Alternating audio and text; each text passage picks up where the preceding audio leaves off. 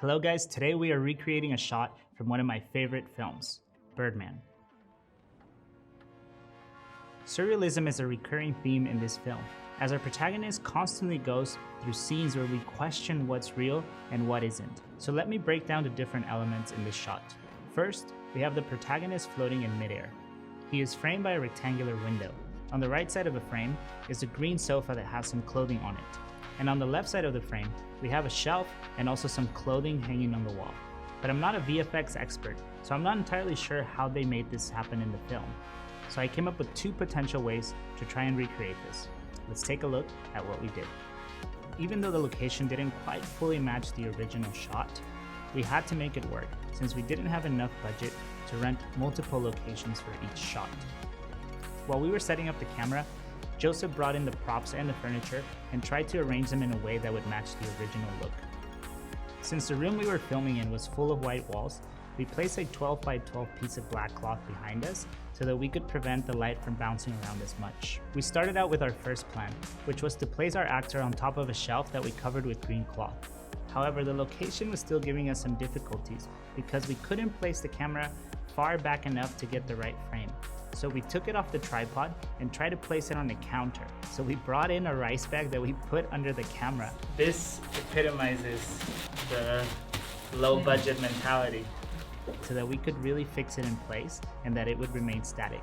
This was very important because if the camera angle shifted, we wouldn't be able to layer the two shots in post. To light the shot, I used a Forza 500 through a small frame of diffusion that we placed outside the window at a high enough level so that we wouldn't see it in the shot. Because I don't want to see the window look white, I want to see the trees outside, but I also want to see a light hitting him and creating a glow. We also used the mix panel pointed at the ceiling to add overall ambient light to the room. And then we added a Pablo tube, being careful not to cast any shadows to bring up the levels of the green so that we could key it out in post.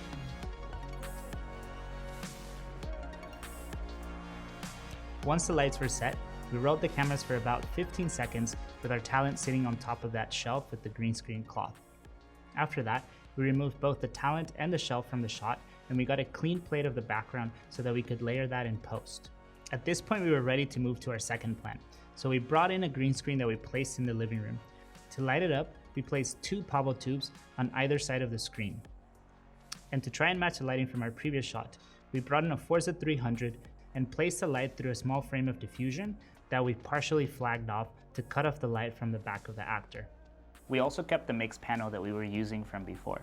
And once again, we used the Pablo tube to light up the green shelf under our actor so that it would be easier for us to key out in post.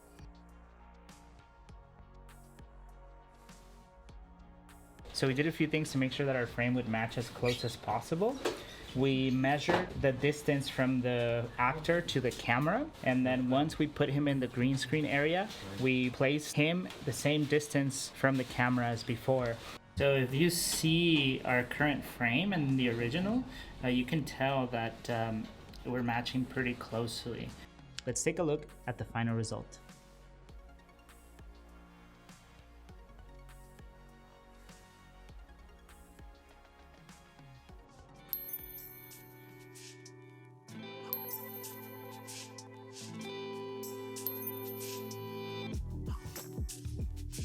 In the end, we decided to use the second method because having the actor in front of a green screen made it easier for us to isolate him from the background, which meant we could add a little bit of movement to him so that it seemed like he was floating in midair.